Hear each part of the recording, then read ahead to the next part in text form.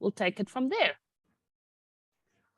Great. So today's session is all about the law of three. So I'm going to say one or two things, and then we'll go into breakouts to do our customary check-ins with each other around the topic of the day.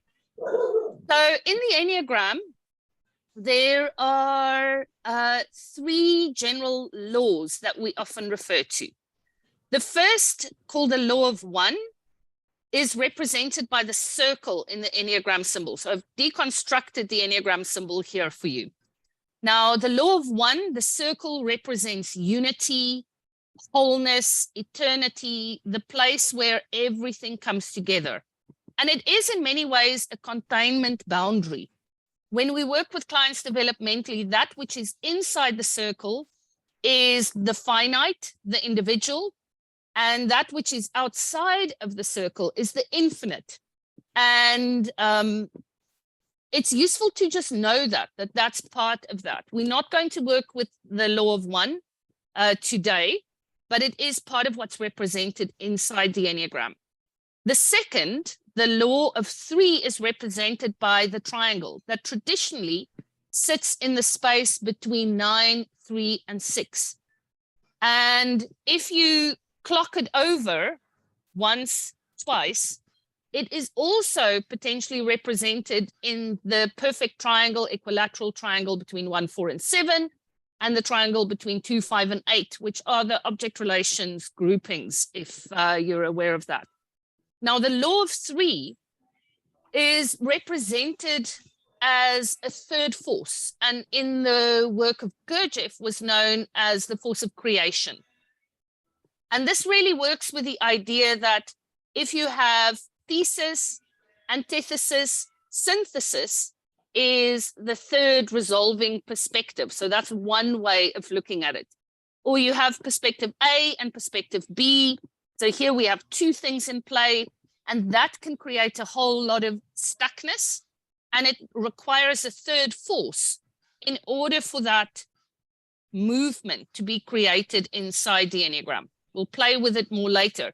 Now, in a lot of the spiritual traditions in the world, there are different representations of the three as well, whether we're talking in Hinduism or in Buddhism or in the Christian religion. There are also ideas of the Trinity in different ways, or aspects of three that come to the fore. We're not going to delve so much into the spiritual side. We're going to work developmentally today.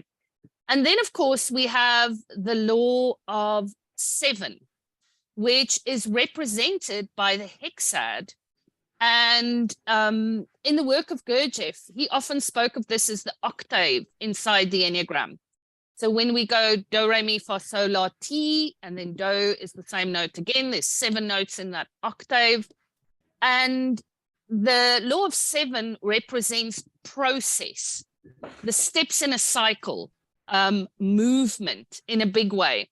Now, in Greeff's work, when we were working inside the hexad, inside the law of 7, we were working inside a divine sequence, which is not necessarily the same as the steps in a process, but kind of mixing up the steps in the process to get greater results than one would if you were just working through things sequentially.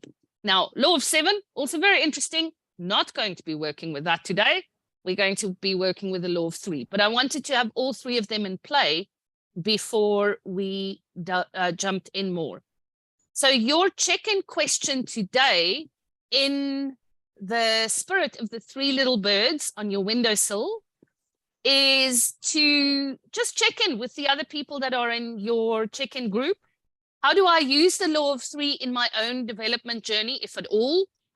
And how do I use the law of 3 with my clients? So just kind of a like, what does this mean to me personally? What does this mean for me in my coaching practice? And then we'll add some, color it in and add some more details from there. So how do I use the law of 3? What does it mean for me? What does it mean for my clients? And if it's something that you don't use at all, that's okay. You know, you don't have to make it up. Let's be here from the perspective of naive curiosity, if that's where we start from. So I'm going to pop you into some breakout rooms just for a 10-minute check-in. And let's see how many people we've got here. So there we go. I will see you back here in 10 minutes.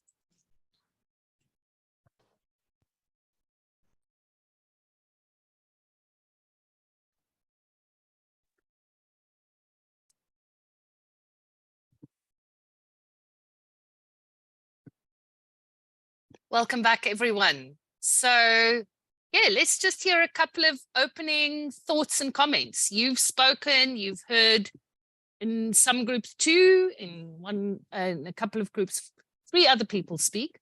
But yeah, as we delve into this idea of how do we use the law of 3 for development, what are your thoughts, questions that you've come into the session with, or anything useful that came out of the conversation you just had?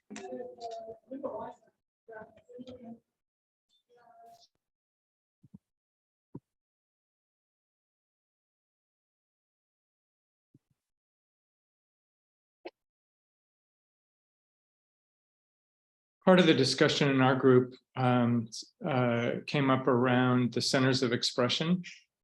And I actually am here to learn more about this model of the law of 3. I'm not that familiar with it. So part of the question that I have coming out of the discussion is learning even more about how those two concepts may relate. The law of 3 as opposed to the different centers of expression. And Lucille, you mentioned before the rotation. That I know we may not go into that today, but that's also very interesting. But definitely from the centers of expression standpoint, I find it's a really accessible way for people to understand. It's easier sometimes than the lines or even the wings, because people can wrap their thinking around how do I act from a body based, or from a heart, how do I feel, or from a head, how do I think? So that feels very accessible to people. Yeah, thanks for bringing that in, Duncan. So in the Enneagram, we have many systems of 3 we can work with. And the very first foundational system is, in fact, the centers. So if we think of the Enneagram as a model of 3 times 3 times 3, in many ways, 3 centers, 3 types within a center, 3 instincts in each type, that becomes a model of 27. The foundational structure for the law of 3 is this gut, heart, head, different brains distinction. And it is a very useful entry point. We'll talk more about the different ways in which we can play with the law of 3. But maybe just an initial thought into that is the core question that, and the law of 3 was very important in the work of Greeff. So Greeff as a trickster teacher in many ways, we'll talk about trickster and the response to the system in many ways too today, because that's part of the law of 3. But when we work with a Gurdjieffian way of working with the centers, Gurdjieff's way was never to say, how can I evoke another center? So, this is a really head-based response. How can I also bring the heart in?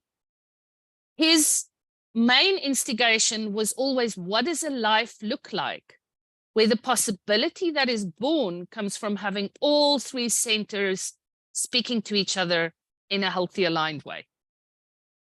At the same time, what happens when gut and heart and head are in play together? And that's why Gurdjieff developed weird exercises like the movement practices, where you move with parts of your body in a 2-beat and part in a 3-beat. And once one of the centers takes over and you don't have all 3 kind of in easeful rest and conversation with each other, you can't do that practice. So it's very useful to play with this idea. It's not to say, what's the other thing that I need to bring in, but always to say, how can all 3 be in play? And therefore, what possibility gets born from that? So useful starting point. Let's hear if there was another conversation that brought in another aspect of the law of 3 other than just the centers. Anything in any of the other groups that stirred, even if you just want to throw a little pebble in the pond.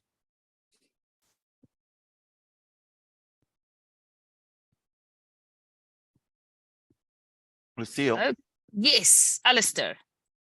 This wasn't discussed in the group, but I'm curious to know what's the difference between using the Enneagram or the Law of Three for spiritual purposes or for development. And I'll give you an example. Let's say I'm dealing with a couple and husband's cheating and then you say, okay, the strategy would be to use, say, Hornevian triads to resolve this conflict. But isn't cheating both a spiritual and a developmental issue? So how do I know? Is there a hard line? That's what I'm trying to understand. Yeah, a little bit more than a pebble in the pond. So many places we can go with that, Alistair, but maybe just a thought. So for me, the thought would be that even working, let's say, in psychological or relationship development and spiritual development as two ways of working creates like a thesis and antithesis kind of positioning. So for me, the question would be, what's the third force here? Where we're not just thinking, is this developmental, is this spiritual, or even is this relational, is this interpersonal? What happens when we work with all of them together? That would be a kind of Law of Three way of thinking of this. There's the personal developmental, there's the relationship, there's the spiritual way of looking at that. What if we work with all of them to see what possibility emerges? Now, part of kind of a question that I guess I've been asking for a long time, but I'm finding new language for at the moment, has to do with this idea of what happens when we work only with the Enneagram as a personality Enneagram, only with the Enneagram psychologically, which is almost like starting to, it can become similar to an ego fixation when a client is fixed in one point and they can't move beyond that. And I'm asking, so what's the other side of this? So in Gurdjieffian terms, we'd say there's personality Enneagram, there's process Enneagram. We need to work with both of those together.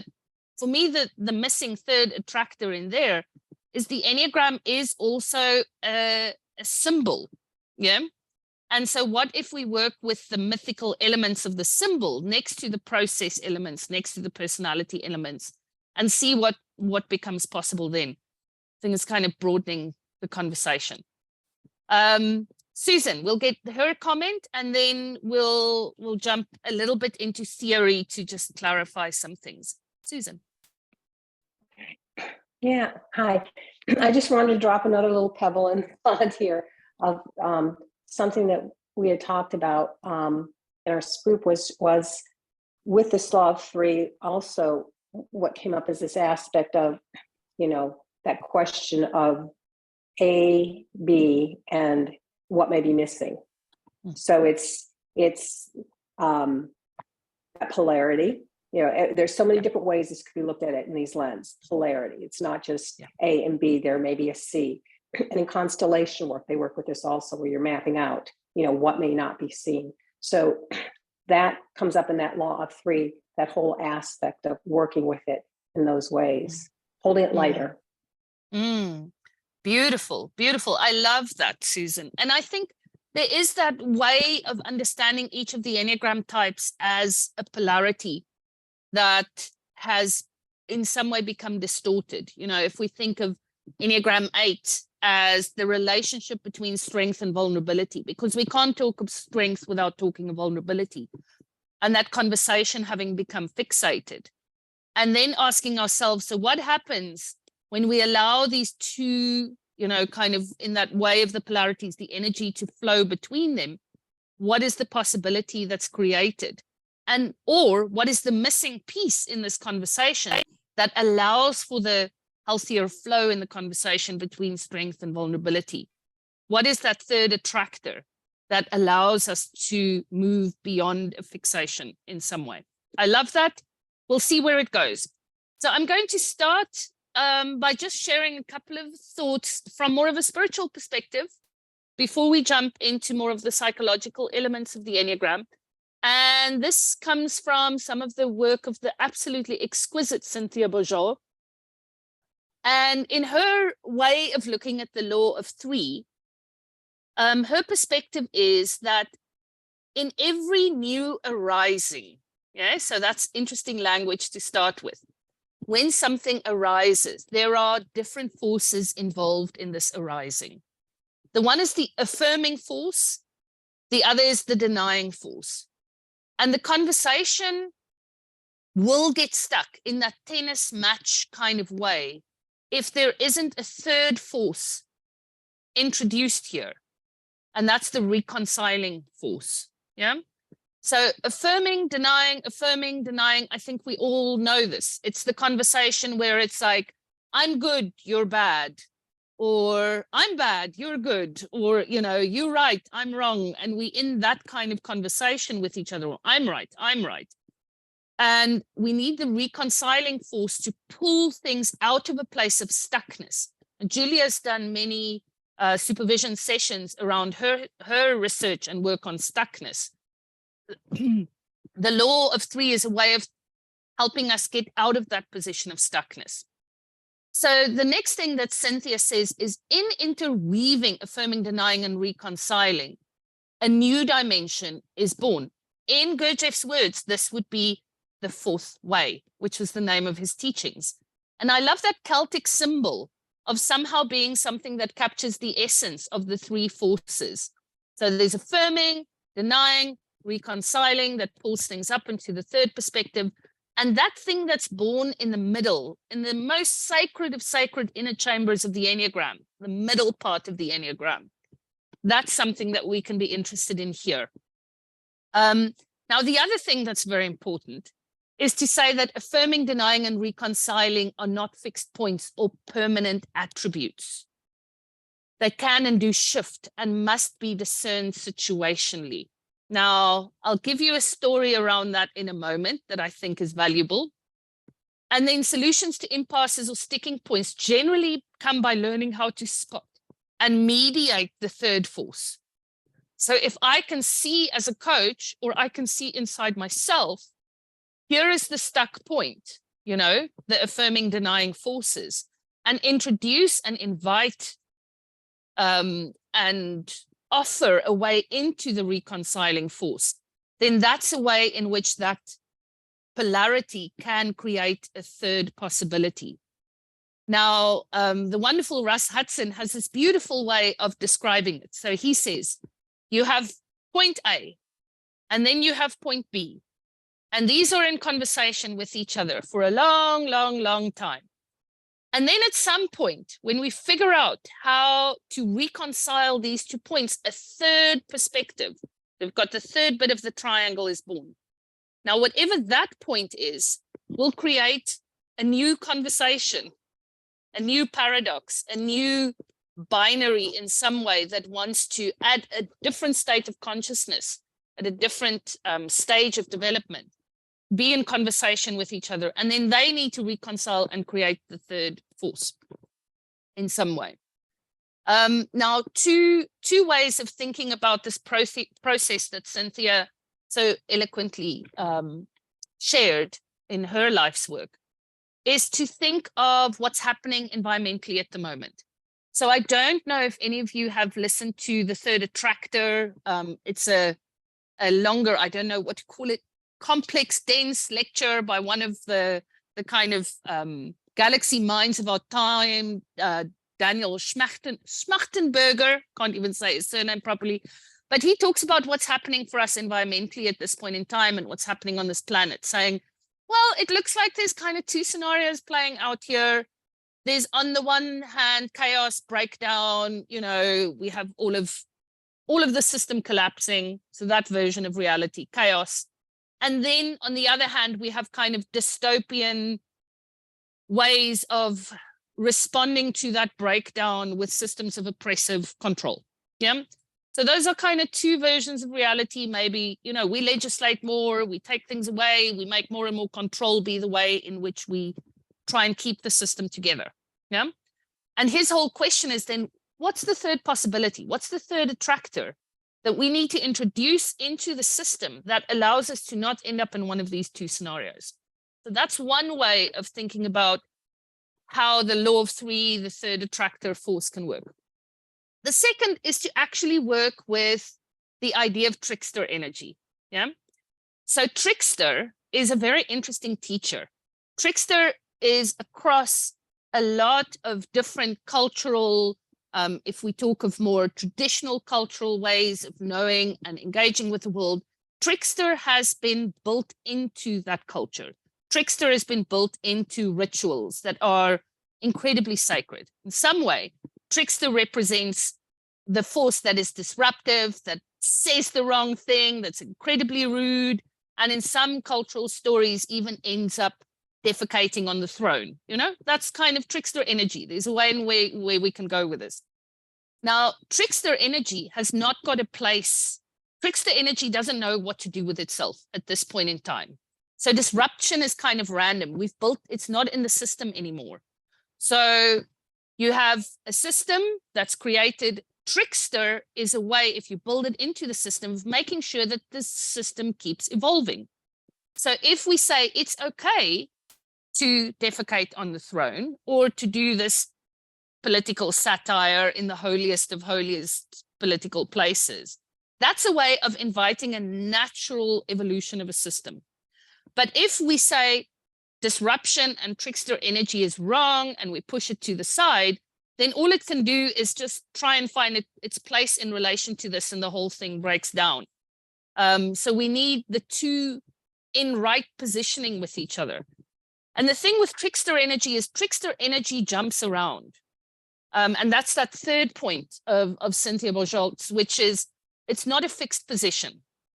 So if you grew up, for example, in a certain political climate where you felt that, you know, my position is anti whatever the system is, right? So we can take American and South African examples here quite easily. Let me take an American one for a moment. So we can say, okay, we have George Bush who's in play, and we're making war in Iraq, and we're doing all of those things, and we're really progressive, liberal people, and we're against this, and we're, you know, kind of fighting the system with a more liberal kind of maybe, let's not go into specific power politics here, but that's what we represent. Yeah. And we're kind of the tricksters, the disruptors. Trickster is on our side. Yeah.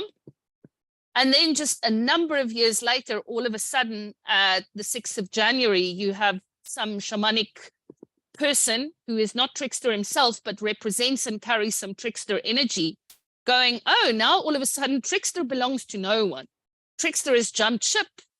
And trickster is now saying, oh, this other worldview that we thought was the right worldview is now having to be disrupted in some way. And trickster jumps around like that. We've had it in South Africa around, you know, we're against apartheid, we're fighting the apartheid system. Now there's a new regime, and that regime is born out of the kind of movement towards democracy and freedom. And that movement needs to be disrupted right now. So trickster doesn't keep aside. It just goes, where is disruption needed? Now, sometimes in coaching, part of what happens for us is we have a positioning around our role, which is so firmly entrenched with a supportive, you know, I have to ask supportive, open, wonderful questions, that the challenging force, the trickster part of coaching, is neglected. And then we become part of the stuckness of our client. Okay. That was a slightly strange journey into working with the Enneagram versions of the law of three. Any questions or comments at this point in time? We're not going to get too sidetracked into it. But I think it's important to understand the law of three beyond the Enneagram as what it represents in the continual evolution of systems, of cultures, of humanity. And then to say, well, okay, how does the Enneagram help me understand this?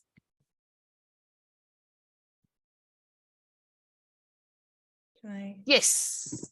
Lucille, what you just shared now made me think, about what you're saying. Sometimes we're too supportive as coaches, and we miss out on the opportunity to help our clients through that trickster, disruptive energy. And it made me think that often maybe we as the coach are that third force, because the client has got their event, they've got their own perspective of that event, and then then they sit stuck. And maybe sometimes we actually come in as that third force to ignite things for the client in a new way. Absolutely. And I think that's a very useful way of looking at it, Caroline, as long as we remember that we can't get reified in that position. Because if I think of myself as the third force, then it becomes a stuckness in and of itself. I am here to help you get unstuck out of the things that you can't get a different perspective on. Those energies have to move around. Yeah, they have to keep moving. Sometimes I'm that, sometimes I'm not. Sometimes I'm trickster, sometimes I'm not, So just keep the energy flowing. And the process Enneagram, that's always the important thing. It's about movement. Libby. Libby, oh, sorry, your sound just took a while to come in, but we can hear you now. Yeah, no, I just said good to see you, by the way. And so this is really interesting, this disruptive energy and coaching to really shift the client. And I wonder if you have an example just to, that comes to mind easily. Yeah. Yeah. Because I really love this idea of disruptive, from this, pattern we could find ourselves in. Yeah. So this is a really silly example, but I think it's a useful way in. So I've been working with an exec in a biotech company, very serious phase of their development, about to be bought out by, a really large player in the market. And he takes the dramas. So this is what I get called in for, people. I don't know why. I get called in to coach Enneagram 4s. Figure that one out. Okay, so Enneagram 4, making very serious drama in the system around what's not working, and this one's an idiot, and that one's an idiot. And now my positioning as the coach can be to really, and I've tried this, gentle coaxing. Let's think about other perspectives. What is the other person's view here? And that's useful. With this particular client, it only got me so far. So at some point in one of our coaching sessions, I burst out laughing. And I said, I can either get sucked into this drama and we can figure out who's right or wrong, but I think we've done this chess move with different players on the board about 10 times now. And I'm wondering, what does it look like to just see how ridiculous your attachment to these conflicts are in the organization? And what it might look like to laugh at it instead of to dissect it in with psychological precision. And he just burst out laughing. If I remember, he had something in his mouth and a little bit of coffee on the screen at this point. He says, no one ever speaks to me like that. And I'm like, yeah, probably because they're too afraid to speak to you like that. But, geez, do you really take yourself this seriously? Okay, the trickster just goes and says, sometimes you have to call out something in a different way, because all the ways that we've tried are actually just part of the same way that's being expressed here. Yeah. And that could be one way, but it's often trickster energy. If we just bring that in as trickster energy is rude, it's disruptive, it's, it does many things. So the interesting thing is in some traditions, the trickster energy is built into the system. So even if we just think of medieval stories like Shakespearean stories, where there's always a jester, and the jester is part of the court, and the jester's role is to, while the king is doing the very serious business of kinging or queening, they have to make fun of the person in authority, and it's a protected position. Yeah. And systems need that more, and our leaders need that more, but often in this echo chamber way that we can be complicit to as coaches, that gets lost. Okay, I'm going to pause the conversation there and take us on to a couple of things inside the Enneagram itself. Oh, one more thing, Gurdjieff, before then. So this is what Gurdjieff also said about the more, let's call it our trickster teacher, the spiritual way of looking at this. He said, two forces cannot really create anything. We need the passive act of and neutralizing or reconciling force for creation. And he used this analogy. If I have the sailing boat as the passive force and the wind as the active force, those two together still don't get me anywhere, even though I have almost all the ingredients.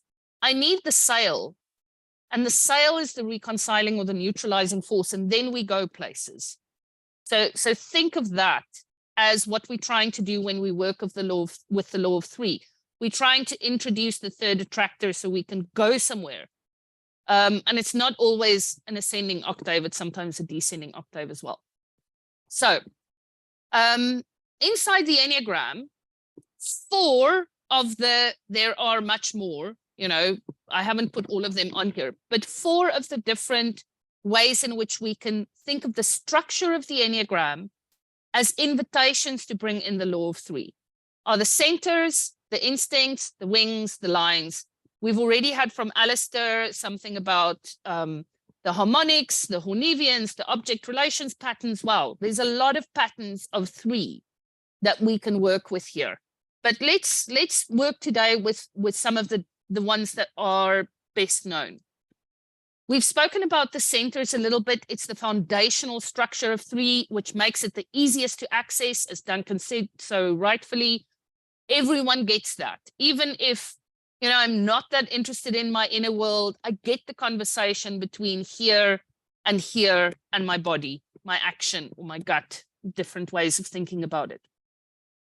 The instincts are also a kind of place where the 3s play out: self-pres, social, sexual.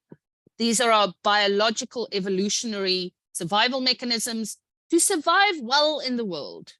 We need all 3 of them to be in conversation with the context that we find ourselves in. I need to do self-preservation, I need to survive the tribe, and I need to figure out how to transmit intimacy and transmit into that intimate space in order for things to keep working. But what happens is we know that we get fixated in 1, sometimes 2 of these. So I'm so in self-preservation mode that I can't look up and see the wood from the trees.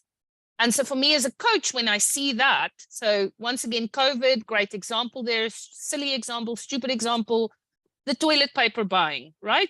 So at the start of COVID, when everyone was buying toilet paper and going self-preservation, I need my toilet paper. Sometimes it's useful to look up and realize if I buy all the toilet paper, no one else will have toilet paper. A little bit of the social instinct, yeah? And so maybe they're just saying, so what does the community need? Does the community need you to stockpile 40,000 rolls of toilet paper here? No, they don't. And so already we've got a second perspective in. We might bring the third perspective in here as well around, what is your stockpiling of toilet paper doing to the quality of relationship with your significant other? Oh no, we can't reach each other. There's too much toilet paper in the house. Okay, fabulous. Now we've got all 3 forces in play again. So the instincts can be very helpful, especially when people's survival feels threatened. So useful way of inviting in the law of 3. The wings, when we look at the symbol of the Enneagram, are our next door neighbors. So in the Enneagram, when we work with developmental mechanisms, the further away from my main type they are, the harder the journey, but also potentially the more transformational. So on the Enneagram, the wings are right next door to my main type. So that's like just going to my close neighbors. I'm not crossing states to get to a very far place from there, like we do across the lines. So the wings are very helpful developmental forces when we're talking about everyday adjustments, solving conflicts of the everyday lifestyle that I find myself in, or a leadership challenge that feels like I don't need to reinvent the wheel, but something's not working. The lines very far, this is interstate travel, yeah? The lines are developmental mechanisms that are more for the bigger transformations, the revolutions, rather than the evolutions, which the wings come from. So the principle here, which is why we have that picture of the three-legged stool up, is that if you try to sit on a chair with just one leg, you might have very good core strength and you can do that for a little bit of time. But the moment you stop concentrating, you fall over, right? If you have a chair with two legs, that's a very wobbly thing still. So not a very good chair to be sitting on to do important work. But a chair becomes a stable structure when it has three legs. And so that's really the principle of the law of three. I think this is where, in part as well, the Enneagram as a developmental mechanism has become misunderstood in the way the Enneagram has been appropriated for description, right? Say a little bit more about that in a moment. But the principle would be, if I'm an Enneagram 9 and I need to bring an adjustment to how I'm doing things as a leader, I can't choose to just work with one of the wings. That's a two-legged chair. I can't say, okay, I think my 1 will be helpful here. I need to bring more structure. If I'm bringing 1, I need to bring 8 as well.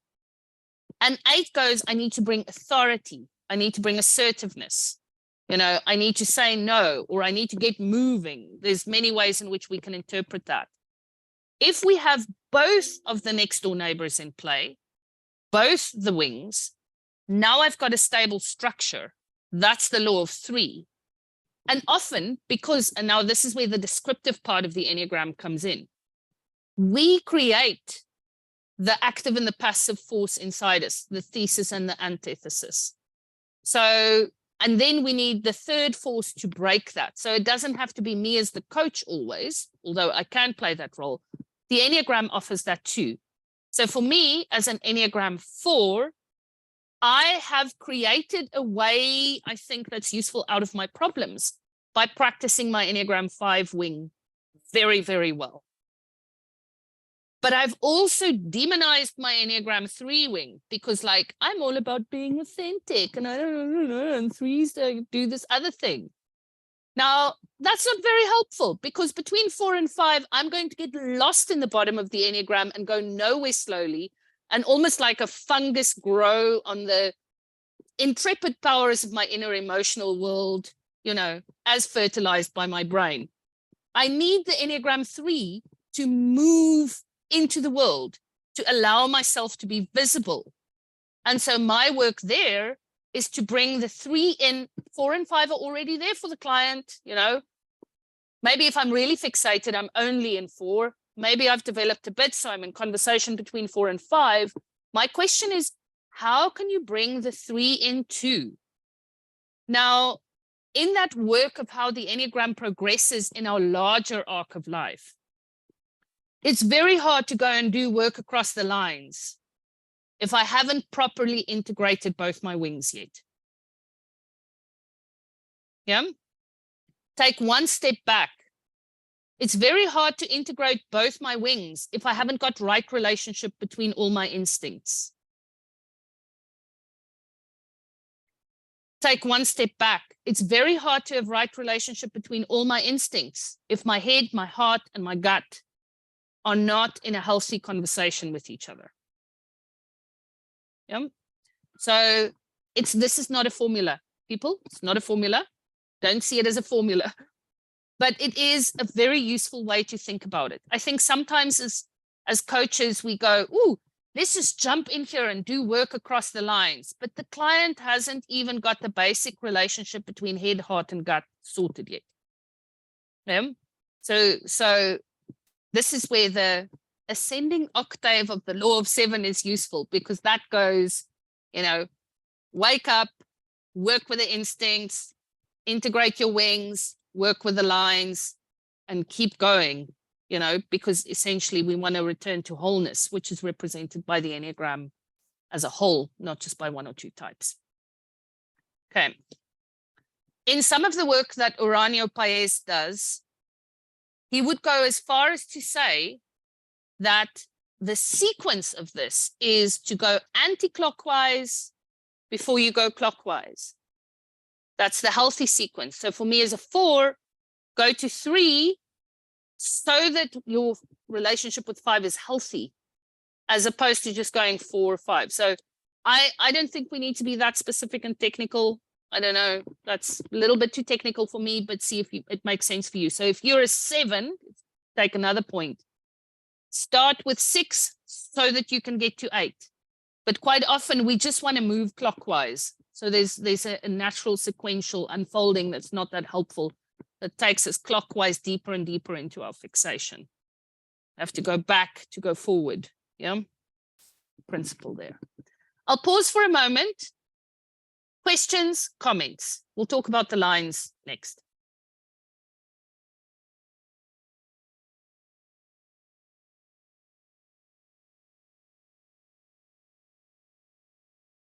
Can any of you see how this idea of working with both the wings is important for you personally? So just start with yourself rather than going to your clients first. Can you see how this idea of working with both the wings can be helpful? And does anyone have an example of that?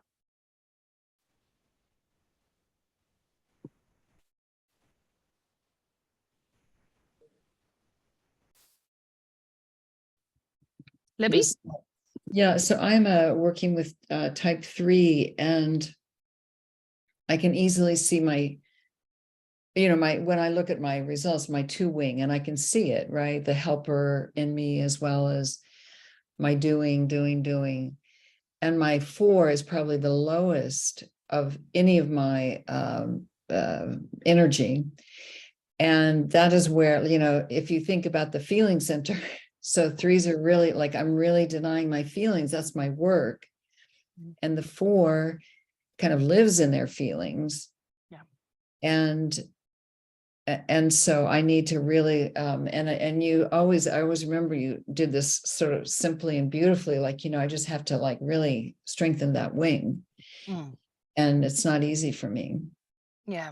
And let's take that a little bit further, Libby. Think about the danger of 3 with 4 if 2 is not in play.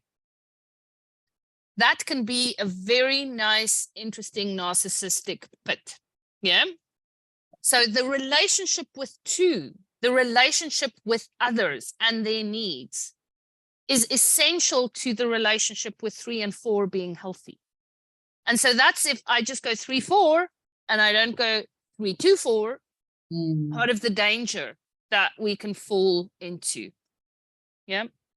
We can use another type on the Enneagram for that. Enneagram 8, if I just go towards 9, so I've got all the strength and I'm going to do that to create stability and harmony for others. I'm bringing the 9 in play, and I don't have the 7 piece that is like, what brings joy in this world?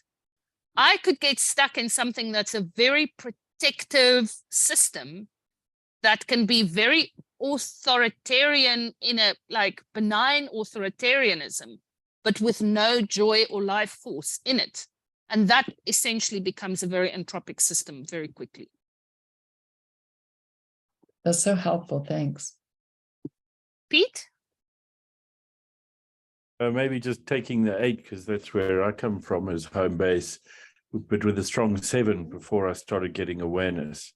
Very easy to cause mayhem and just move on from causing the pain, because totally unaware that, so my 9 was the lowest when I started my Ennea journey.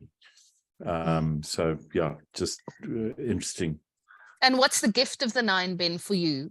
So, from that 8-7 chaos making, we see that actually in a lot of leaders, right? That's a fairly common combination. That 8-7 combo just goes big vision, big ideas, make it happen, let's move into the system. What does 9 do in that equation? And let's throw in the 3 as well, just whilst we're doing it. So the mover and shaker. So the 9 is don't have to tackle everything.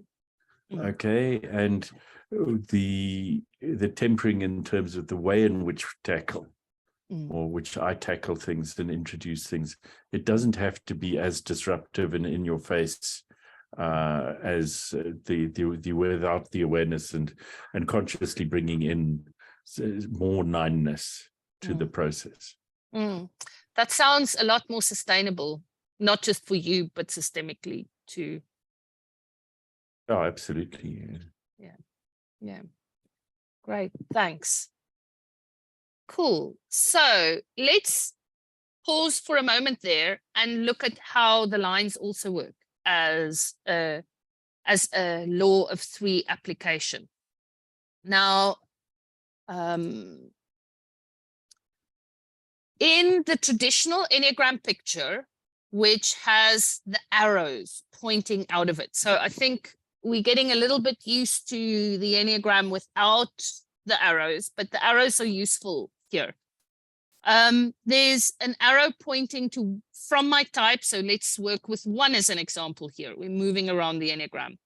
There's an arrow that points towards 7, and there's an arrow that points towards my Enneagram 1, which is here, the Enneagram 4.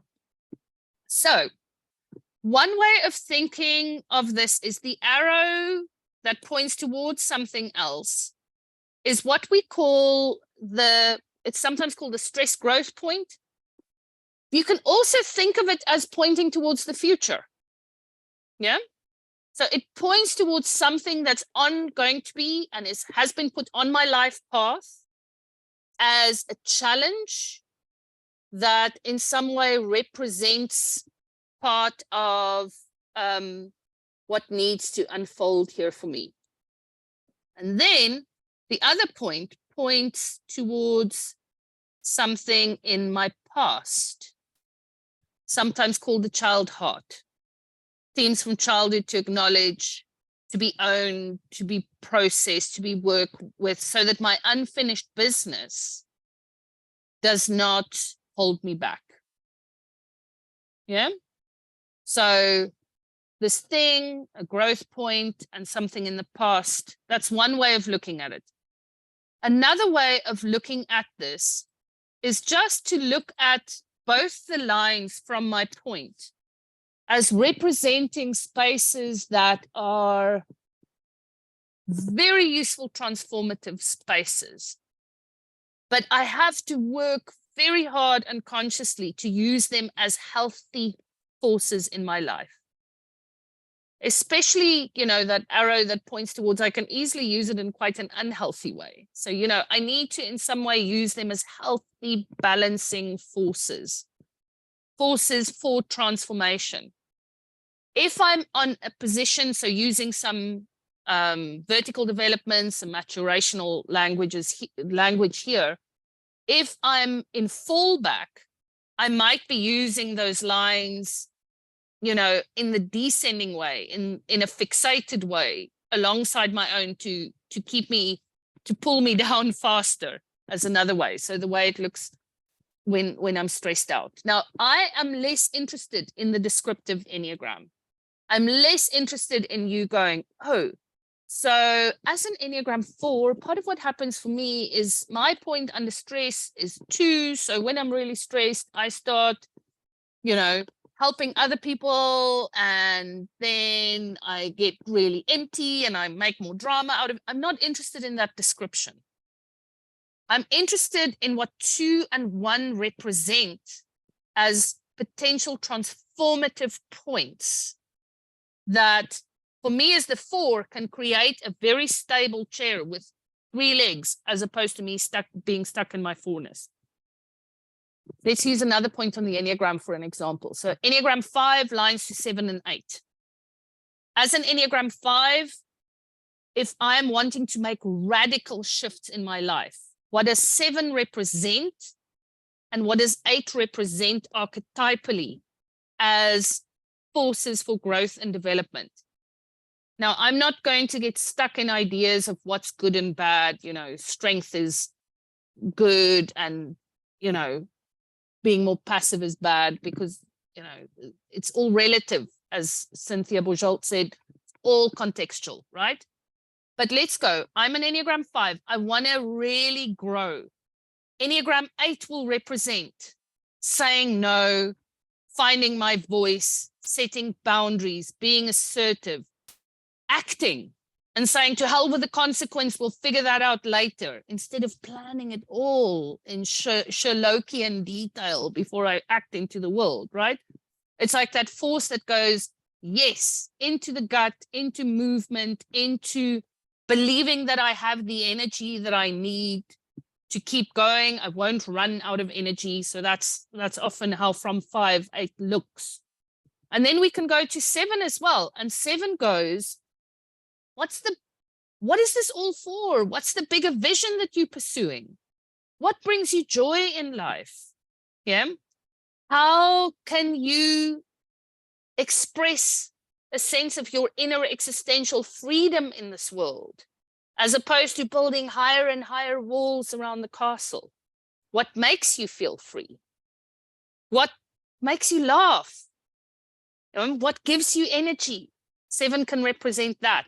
And to act from both of those points, which seems very far away, when I'm sitting in the castle of Enneagram 5 going, I'm going to be exhausted, humans are terrible, leave me alone, I don't have energy for this, ugh. You know, that's very far away. And 7 can be generosity as well. Oh, give my energy away in order for me to have more. Don't have to conserve it all. Yeah. So there's many, many ways. How can I be playful? 7 could represent that too. So as a coach, if I'm working with a client that's saying things need to radically transform, I use the lines as those points of radical transformation. Yeah, one way. And then we can also say, go back into the childhood story that somehow, you know, across one line, but do the work there, come back to your type, move into the future, face the dragon there, the dragon in the past and the dragon of the future. It's a different way of thinking about it. Yeah. Too often, we get stuck in descriptive stories with our clients. The Enneagram wants to be used developmentally. It wants to be used for movement. And the long movement is the movement across the lines. Very powerful, very useful.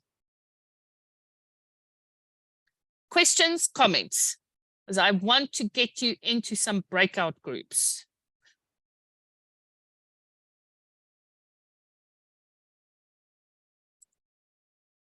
Okay, so yes. I'm struggling to put my point across when it comes to the Enneagram. Mm-hmm. You are type 4 and you find yourself that you are very close to type 2. Mm. And your development is on 3. Mm. And you find that instead of going to do something to type 3, where your development are, you find that there is this confidence that you build of trying to be there for type 2. Because type 2 got some challenges that type 4 is willing to say that, please don't be a fake, don't try to pretend, especially when it comes to emotional issues. It's happening, let's deal with it. And when type 2 wants to run away, type 4 is there, let's deal with this thing. Yeah. Now, type 4 is needed in type 3 because that's where the development are. And instead of spending time with type 3, where your development comes in type 3. You want to focus, it kind of stuck to type 2. And I want to put the point across. I don't know what to ask, but this is what I had in mind. Yeah. But would you call that you are stuck with the client? What do you call that? Well, I think Mhoza, a couple of things there. The first is you will know if you're stuck with the client or not. Yeah. So if it feels stuck, probably stuck, right? So let's start from there. For me, one of the things around the Enneagram that is helpful to remember is to not, let's say, mix our metaphors. Yeah. If I'm working with the wings, let me work with the wings. If I'm working with the lines, let me work with the lines and always with both the lines or both the wings. But let me not try and work with both at the same time. Because not only will my client get confused, but I'll get confused too. Now I'm on a 5-legged chair, and a 5-legged chair is really overkill. You know, I can't even carry this thing around anywhere. I'm just become so heavy and unwieldy and funny, you know. So we want a 3-legged chair here. So 2 ways of resolving this. The first is, if I am seeing that there's something happening between 4 and 2, yeah, the counterbalance for that is not 3, it's the other line. It's Enneagram 1. And Enneagram 1 goes, let's be precise about this. Let's build a structure around it. Let's plan better.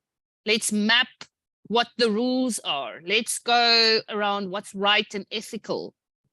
And that's a more helpful conversation than trying to go 4 to 2 to 3. Yeah. So if I'm working with the lines and I'm stuck between 4 and 2, then go to 1. If, however, I'm working on the wings and I'm stuck between 4 and 3, then 5 is the third attractor that gets me out of that. So I don't know if that makes sense. See if you can play with that idea. Thank you so much. Thank you so much. That makes a lot of sense. Right. Pleasure, Mkhoza. So the other thing that allows us to work with the Enneagram in this way, before we go into our breakout groups, is the biggest fluency that you need to be able to use the Enneagram in this way is you need to have a good map for what the different points on the Enneagram represents thematically. So 9, if I'm working around with an Enneagram 9, I know 9 comes from the motivation of wanting harmony and stability and disliking conflict and disruption, right? That's a motivation. But when I'm working with Enneagram 9 with a client, I need to figure out what are all the themes of a human existence, the existential themes that live inside 9. And if I've worked with many Enneagram 9s, I can build it from the humans I've worked with. I know that Enneagram 9s at their best are a calming influence. So calming. I know Enneagram 9s have a way of going slow at the start to go fast at the end. So slow to go fast. There's a place of mediation, of harmonizing, of stability, of sustainability. Those are all themes that live inside Enneagram 9. And I need to understand what those themes are in order for me to be able to use the Enneagram this way. So if you're a newer Enneagram practitioner, it's really helpful to have a little picture of the Enneagram like this, somewhere on your desk or somewhere as a digital artifact, and to just, as you get to know the type or read more about it or learn more about it, pop in all the themes that live inside that number for you. So like Mkhoza's example, I said Enneagram 1 represents structure and ethics and rules. And, you know, that's a map of understanding Enneagram 1. And it's seeing the expression of the type into the world that helps me understand those themes. Yeah. And sometimes, and this is where you need to not get stuck on what's good and bad. There's some discernment that's contextual here. when I say work with Enneagram 1, I might say, how can you bring more discipline into this? Now, discipline can be read in many ways. Is discipline good or bad? Spiritual discipline could be bad, could be good.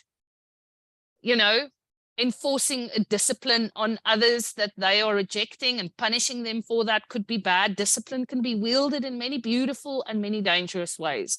So be careful not to judge, you know. So 8, vulnerability is part of that. Strength is part of that. And neither strength nor vulnerability is good or bad. They just are. They're part of the conversation that happens inside 8.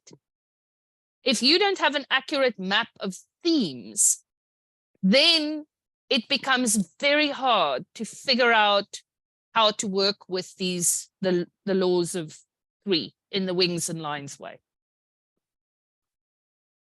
And if there are some types that you've never coached and they're very far away in your family of origin and in your own community system and structure, it's really helpful to go and build more of an understanding of those types, you know, even if it is through weird and wonderful mechanisms, like reading up that maybe, you know, people say someone like Amelia Earhart was a good Enneagram 5. I don't have 5 women in my life.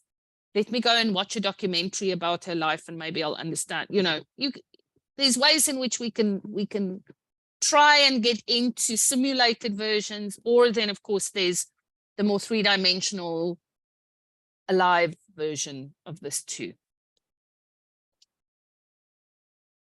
Okay, we are going to go into breakouts, and I am popping in.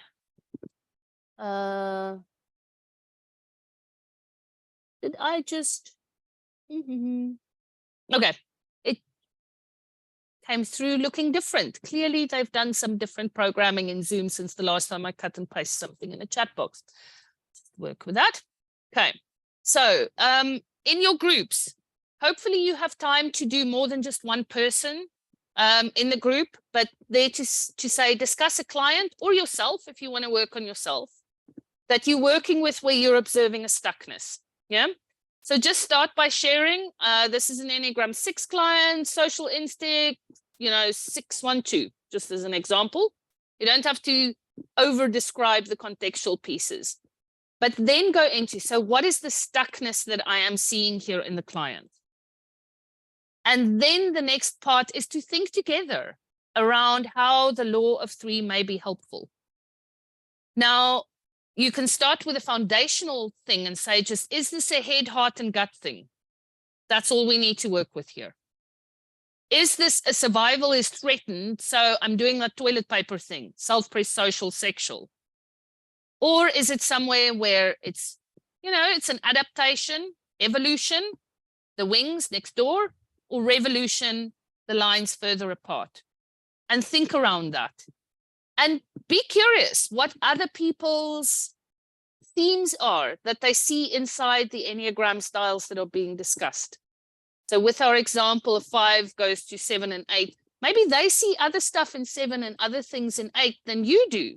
And that could be a helpful place to learn together. Okay. Hopefully you have time for at least 2 of these examples to be discussed. It is a supervision group. So as always, an invitation to bring some of your clients that maybe you're feeling a bit more stuck with and to think together with others. You don't have to share names or anything like that. Please hold the confidentiality of your clients. But it is a useful place to think and learn together.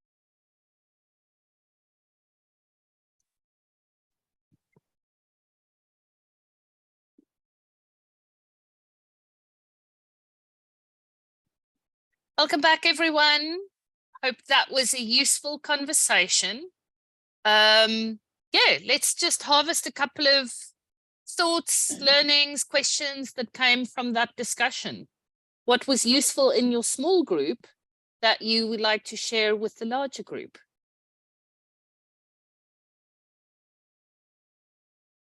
We had a real life case study, and I don't think we got to the end of it.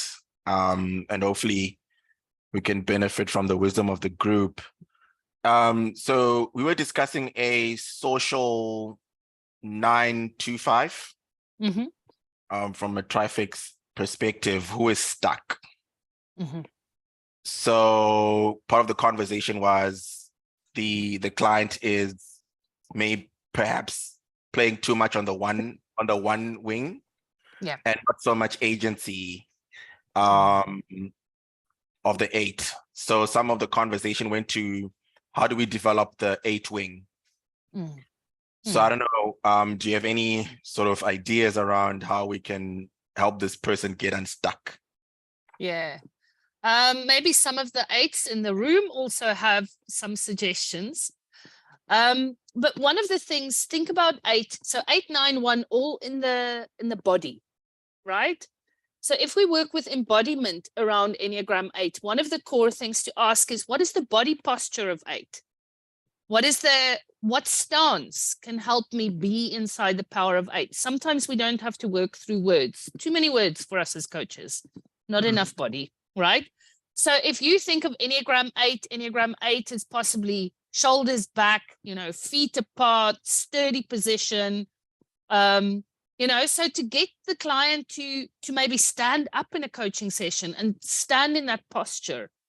And even, maybe it's like, I see as I'm talking, I'm doing this, there's a body posture that goes with it. And to go from this place, what would you do? And it's not, and listen to my question as well. It's not a question around what do you think? What do you, how do you feel? Enneagram 8 is like, what do you do from here if you're acting out of that space? Yeah.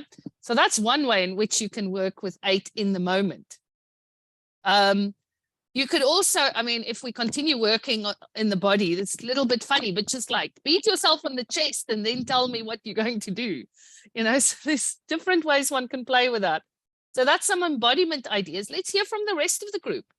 What ways have you used to help clients access 8? Susan?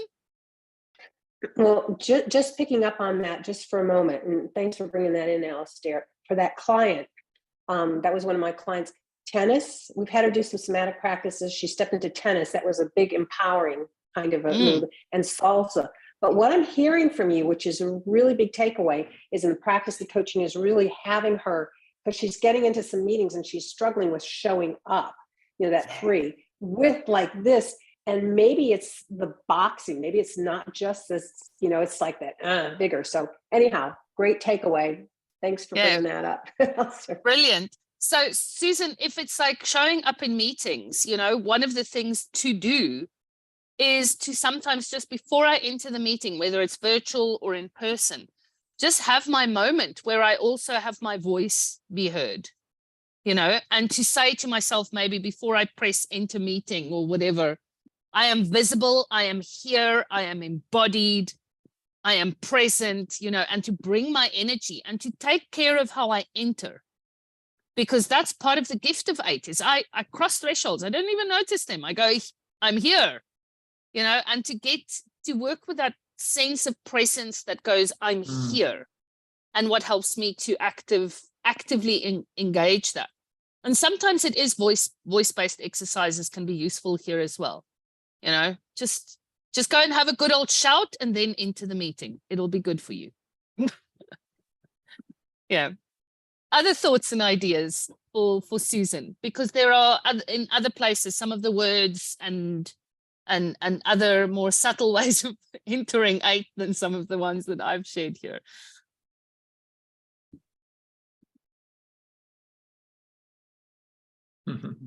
Pete, if you coach people into that place you inhabit so well, what's useful there? Damned by faint praise. Thanks, Lucille. So what comes up for me, and it's not always possible in today's world, but for me, the magic of the mat came straight to mind.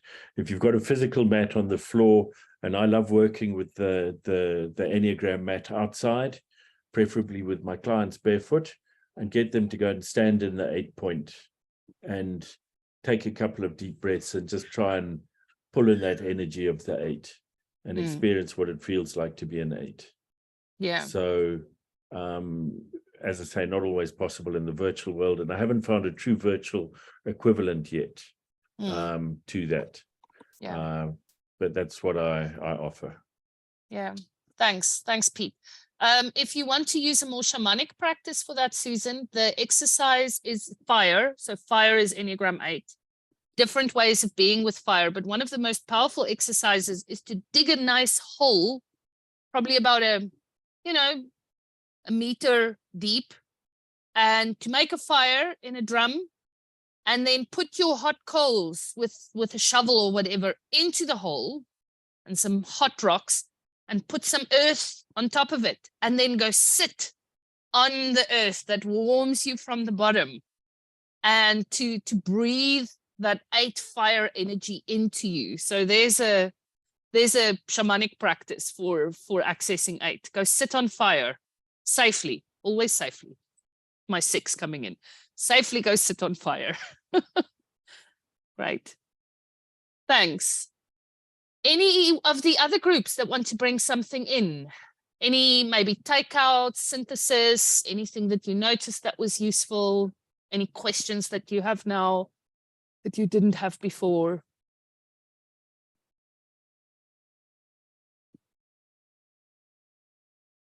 Yeah, Lucille. Yes. So first thing I want to say, I really want to commend you for the new reports. Oh, thank you. Because they look very corporate-y, say to Julia. So it's easy to sort of give a sample to a client in the corporate space, and they can sort of respect it, right? It goes back to my initial question about using the Enneagram for development or for spiritual growth, right? If I go to a CEO and I say, look, dude, you need to dig a hole, put some fire in there. Look, I might lose a client.